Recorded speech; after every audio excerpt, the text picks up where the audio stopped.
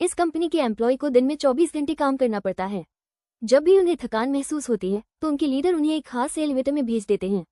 जैसे ही एलिवेटर का दरवाजा खुलता और बंद होता है, लड़की तुरंत फ्रेश महसूस करती है और उसके कपड़े भी एकदम नए लगते हैं।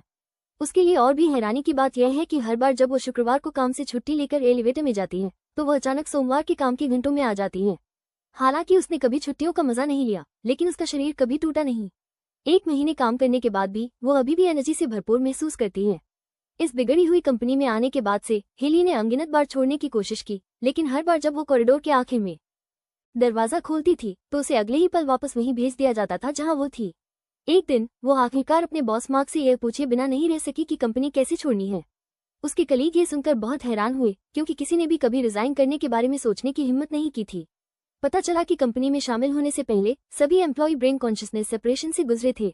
तब से उनकी पर्सनैलिटी 2 हिस्सों में बन गई, एक बाहर रहकर मनोरंजन करता था और दूसरा कंपनी में काम करके पैसे कमाता था।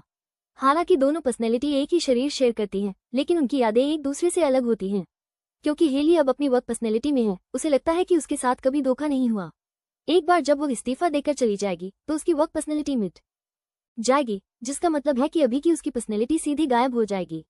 पहले तो हेली थोड़ी हिचकिचाई, लेकिन जल्द ही वो यहाँ के मैकेनिकल काम और अपने आसपास के बेजान सहकर्मियों को बर्दाश्त नहीं कर सकी, इसलिए उसने पक्का इरादा करके अपना इस्तीफा एप्लीकेशन दे दिया।